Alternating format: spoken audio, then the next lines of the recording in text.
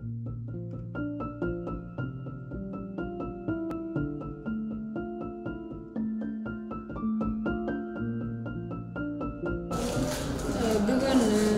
ушу аңгемелерден жана ырлардан турган Асар деген китебимдин бет ачарын жасадык.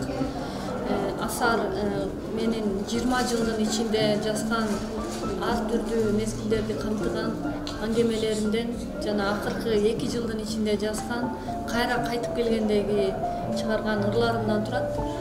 Асар деген сөз из калтыруу, таасир берүү жана жазылып бүткөн чыгарма деген маанини түшүндүрөт.